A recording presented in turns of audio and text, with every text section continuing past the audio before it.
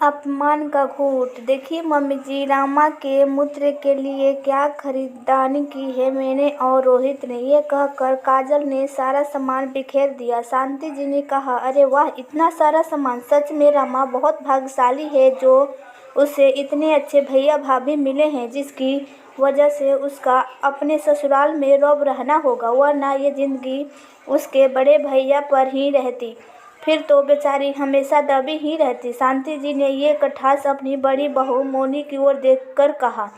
शांति जी के 2 बेटे और 1 बेटी थी। बड़ा बेटा कालू जो एक छोटी सी कंपनी में काम करता था, और एक छोटा बेटा रोहित जो कि एक बड़ी कंपनी में काम करता था। बेटी रमा जिसकी शादी हो चुकी थी। शांति जी के पति की अकाल मृत्यु से कालू की कम उम्र में ही अपनी पढ़ाई छोड़ गृहस्थी का भार उठाना पड़ा, पर उसने अपने भाई बहन के परवरिश में कोई भी कमी नहीं आने दी। खुद तो पढ़ नहीं पाया, पर रोहित को इस काबिल बनाया कि आज वो जहाँ पर है वहाँ तक पहुँच सके। रमा की शादी भी कल्लू ने करवाई थी। उसके पास ज़्यादा कमाई तो थी नहीं, और रोहित भी उस वक्त नौकरी ढूंढ रहा था, इसलिए उसके कर्ज लेकर अपनी बहन की शादी को अच्छे से निपटाया। आज कालू तो वही था, पर रोहित के बड़े ही ठाठ थे। समय के साथ रोहित की तनख्वाह और घमंड दोनों बढ़ गए थे। समय बीतता गया और दोनों भाइयों की भी शादी हो गई। कालू की पत्नी अपने पति की हालत को देखते हुए बड़े हिसाब से चलती थी, पर रोहित की पत्नी पति की कमाई पर खूब इतराती थी। शांति जी भी अपने छोटे बेटे और बहू की ज़्यादा तरफदारी करती थी। हालांकि उसने कुछ भी छुपा न था, पर पैसे ने उसकी आंखों पर पट्टी बांध रखी थी। शांति जी की बेटी रामा के बेटे का मुंडन सम्राट हो, और आज उसी के खरीदारी करने लाए थे। काजल और रोहित सब कुछ लेकर आ गए थे। शांति जी के ताने के बाद मोनी कहती है कि माँ जी, आपसे हमारी हालत छुपी नहीं, पर फिर भी बात बात पर आप हमें ताने देती रहती है। शांति जी, हाँ, ताना ना दूँ तो और क्या करूँ। जब भी तुझे और कालू को कुछ कहूँ, तभी तुम दोनों हमारे पास कुछ नहीं कह के टाल देते हो। समाज बिरादरी में रिश्ते निभाने के लिए लेन देन भी बहुत ज़रूरी होता है।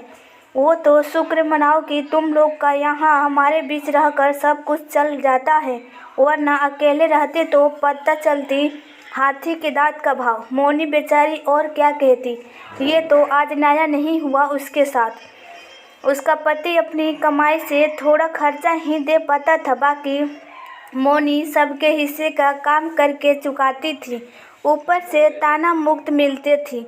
बड़े ही दुखी मन से वो कालू से कहती है, सुनिए जी, हर रोज़ अपमान के घूंट अब मुझसे नहीं पिया जाता है। ये रोज़ रोज़ अपमान की बिरयानी से अच्छा है 2 सूखी रोटी इज्जत की खाए। कालू ने कहा, हाँ मैं समझता हूँ मोनी, पर मेरी जितनी कमाई है उसमें 2 बच्चे की पढ़ाई, घर का खर्चा ही मुश्किल से हो पाता है, फिर किराए के घर का किराया कहाँ से देंगे। मोनी बोली, हमें एक छोटा सा कमरा भी चलेगा, फिर मैं भी 2 बच्चों को ट्यूशन पढ़ाऊंगी। यहाँ तो पूरा दिन काम में ही निकल जाता है, फिर भी नाम तो छोड़िए, सिर्फ ताना ही मिलता है। मुझे इस घर में घुटन सी होती है, कभी कभी तो लगता है मैं इस घर में एक गुलाम मात्र हूँ। कालू ने कहा, ठीक है, मैं देखता हूँ। कुछ दिनों बाद कालू माँ से बोला, मैं अपनी परिवार के साथ अलग रहने जा रहा हूँ। माँ ने कहा, देर से ही सही, पर तुझे अक्ल तो आई, अब तुझे पता चलेगा असल में घर चलाना किसे कहते हैं। यहाँ तो तेरे छोटे भाई ने सब संभाल रखा था, इसलिए कालू ने कहा, माँ, जिसको कितने संभालना ये तो आप भी जानती हैं, पर सिर्फ कमाई को नज़र में रखकर भेदभाव करने आपने आज मेरे सारे कर्तव्य को बेकामे कर दिया। बस इसी बात का अफसोस रहेगा, पर आप ये मत समझिएगा मैं आपसे नाराज़ हूँ। मेरे घर के दरवाज़ा आपके लिए हमेशा ही खुले रहेगा। इतने में रोहित और काजल आकर कहते हैं, माँ क्यों जाएगी, आपके पास, उल्टे आप लोग ही 2 दिन में उल्टे पाँव वापस आओगे। कालू और मोनी किसी भी बात का कोई जवाब दिए बिना बच्चों के साथ वहाँ से चले जाते हैं। एक तरफ मोनी और कालू अपने छोटे से संसार को संभालने में व्यस्त हो गए और दूसरी तरफ मोनी के घर से निकलने ही घर की ज़्यादातर काम शांति जी को मिल गया। जो ताना शांति जी कभी मोनी को देती थी आज उन्हें मिलते थे। मोनी और कालू को आटे दाल के भाव का पता चले या ना चले, पर शांति जी को उनकी अहमियत का पता चल चुका था। फिर एक दिन सुबह सुबह दरवाजे की घंटी बजी। काजल ने कहा, मम्मी मम्मी देखिए दरवाजे पर कौन है। ओहो पता नहीं, ये मम्मी का क्या करूं, किसी भी काम से फुर्ती नहीं, ये कहती हुई ये दरवाज़ा खोलती है। दरवाज़ा खोलते ही वो अवाक हो जाती है क्योंकि दरवाजे पर कालू सामान और परिवार के साथ खड़ा था। काजल रोहित को आवाज़ लगाती है। रोहित ने कहा, क्यों भैया, आप तो घर छोड़कर बड़े रौब से गए थे, ये सब रौब ख़त्म हो गया या पैसे ख़त्म? अब आपने यहाँ रहने का हक खो दिया है। पीछे से शांति जी कहती है, किसने छीना वो हक? जब मैंने उससे ये कह दिया है तब। रोहित ने कहा, माँ ये क्या कर रही हो आप? क्या आप भूल गई ये आपके छोड़कर गए थे? शांति जी ने कहा, हाँ ये गया था क्योंकि एक माँ ने अपने बेटों में भेदभाव किया था।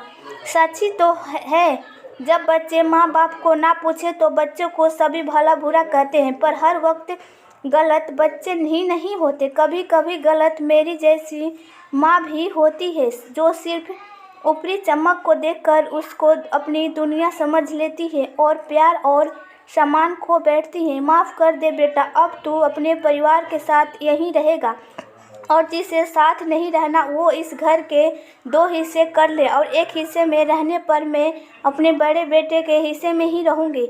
मैं चाहती तो ये सिर्फ कालू के नाम कर सकती थी, पर मेरे बड़े बेटे ने ही मुझे सिखाया है कि माँ कभी भेदभाव नहीं करती। फिर शांति जी रो पड़ती है और बड़े बेटे बहू से माफ़ी मांगने लगती है। बेटे बहू ने शांति जी को सीने से लगा लिया, बोले, हमारे बड़ी माफ़ी मांगते हुए अच्छे नहीं लगते। अब शांति जी अपने बड़े बेटे और बहू के साथ सम्मान के साथ ही रहती थी। बच्चे माँ बाप के प्रताड़ित करते हैं, ये सभी को दिख जाता है, पर कभी कभी बच्चों भी प्रताड़ित हो जाते हैं। ये तो ना कोई देखता है और ना ही कोई